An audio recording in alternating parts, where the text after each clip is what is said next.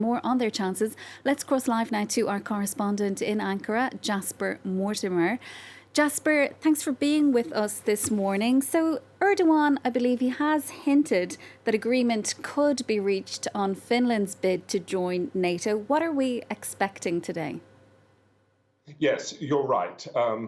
Both Erdogan and senior Turkish government officials have told the media that Turkey will approve Finland's application to join NATO.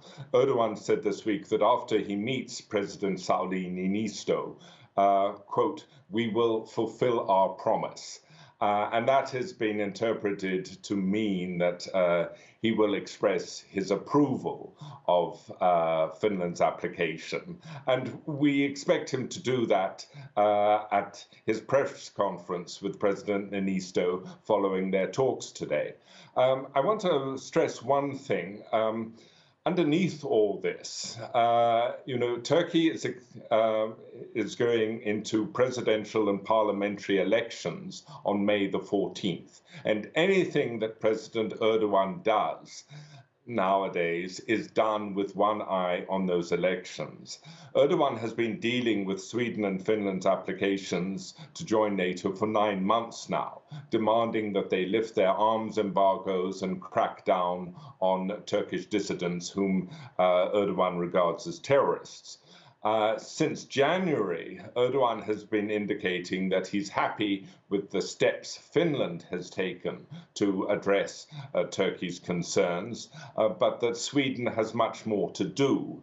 And so today, the message I think he wants voters to take from this meeting is, look, I, Erdogan, have made Turkey an important country.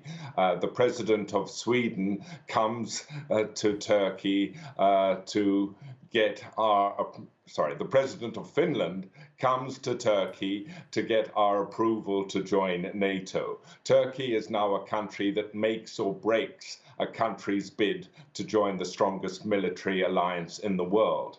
Think of that when you go to the polls on May the 14th.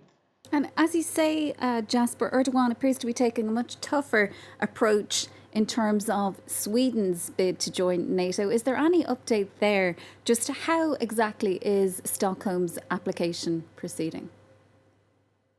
Yes, Stockholm's application is going nowhere. That's the hard truth of it. Ankara says Stockholm has not done enough to crack down on Kurdish militants nor on the Gulenists, the followers of Fethullah Gulen, whom Turkey blames for the coup attempt in 2016. The Swedish Prime Minister Ulf Kristersson, who came to Turkey to try and smooth over his differences with Erdogan and to expedite his country's application, admitted this week that it is now likely that Finland will join NATO before Sweden. I think perhaps the Swedes are hoping that the elections might produce a change of government and a new government would be more sympathetic to their application. And in the meantime, we are expecting more positive news for Finland. That's our correspondent in Ankara, Jasper Mortimer. Thanks so much for joining us this morning.